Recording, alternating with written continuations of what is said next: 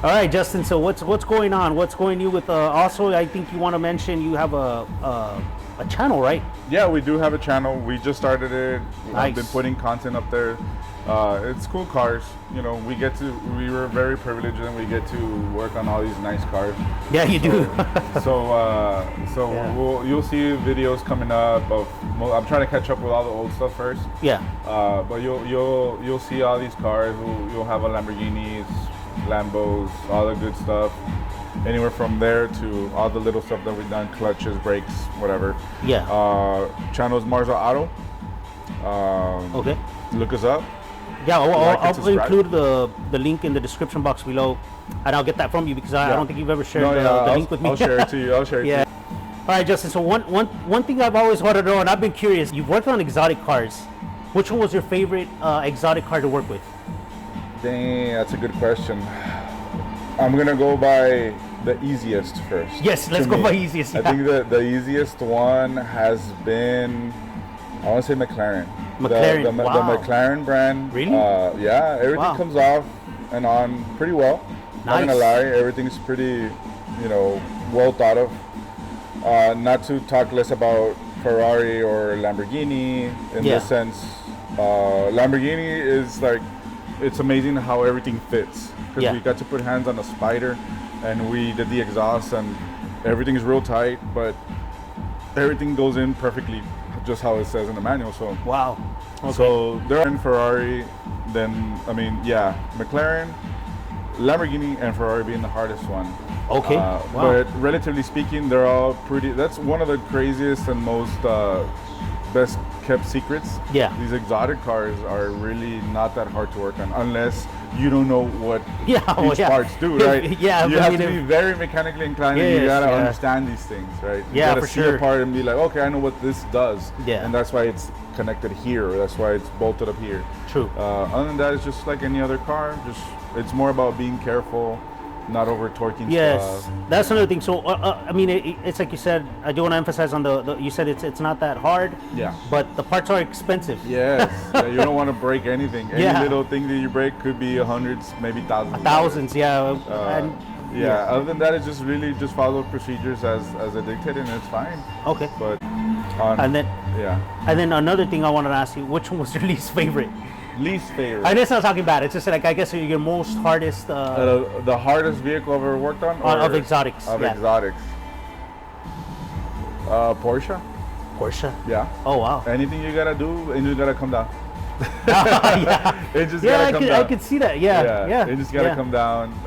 Even the oil change, we did an oil change on a 911 Targa. Oh wow, nice. Okay. And it was a convertible, obviously, right? And you gotta like do all these crazy things with the convertible top to be able to gain access to the oil filter housing. Plus, you had to remove a fan. Wow. And you gotta remove a lot of things just to even get to the to get that. Tedious.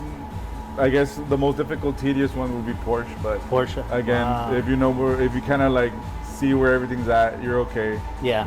Other than that, they're all okay. You get used to it so much that it's kind of like okay. Yeah, it's just like for you, it's like anything like getting up in the morning type of thing. Yeah. Kind of. Kind of. And then let's ask you a question. Which one has been the easiest, and not exotic cars, just any it doesn't matter what brand, but which one has been the easiest car that you've worked on, at least for you? BMW. That's why I specialize with BMW since day one, because they figure out a way to make everything work. Yeah. The way I see it, the engineering on a BMW is built to last forever. Right?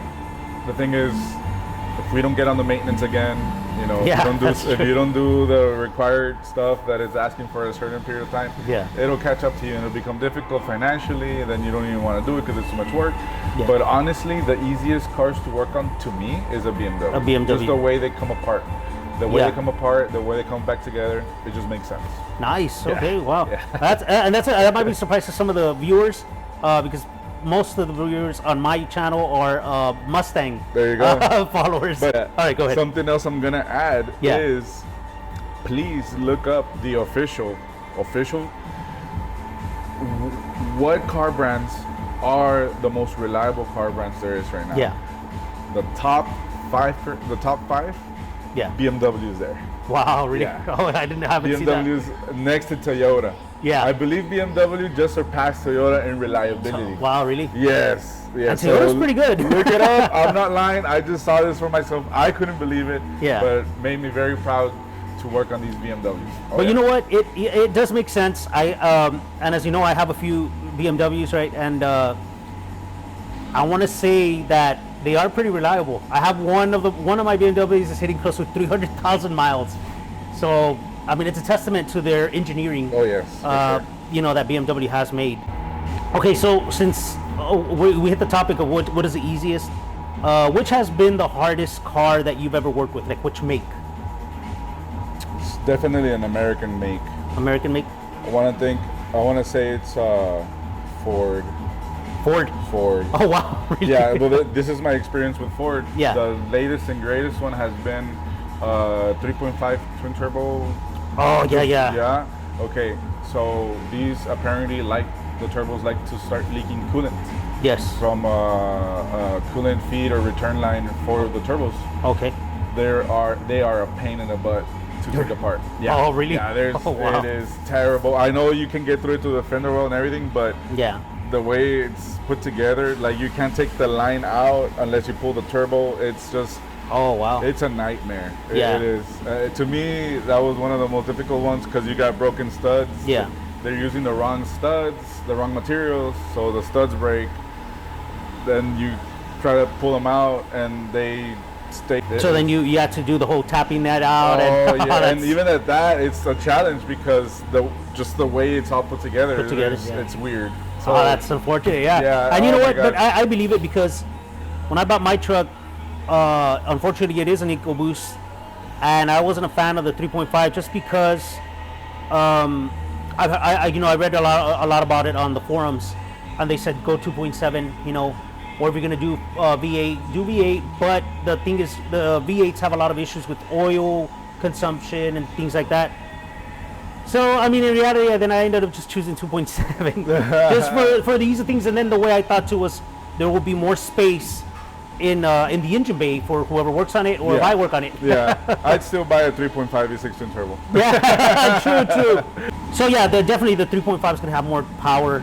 But at the end of the day, I just bought it for reliability. I wasn't going to be racing the truck or it's perfect. You know, or anything. And I pulled trailers with cars on it, and it's done very well. I mean, it hasn't.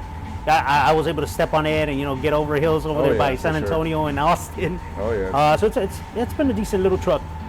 All right, Justin. So we've just finished up, kind of like a little bit of a preview of what could happen. You know, a podcast. Very interesting, and it'd be interesting to get your insight on a lot of topics. You know, because you worked on a lot of cars. I have a lot of. I have a lot to say. Yeah. I have a lot to say about a lot of other cars, stories, everything. Yeah. So. I think that'd be interesting, you know, you know, worst scenarios that have happened when you were in a car, stuff like that, you know, like equipment failure. Yeah, equipment failure. It would be interesting. So, you know, comment down below if you definitely want to see that, and like I said, I'll leave his link in the description box below for his channel. So go ahead and give him a follow. Yep. And he has a lot of interesting content. You know, when he drives the cars out for a test drive, when he gets the cars in. So you'll have kind of a first look of what goes on in his shop. Exactly. All right.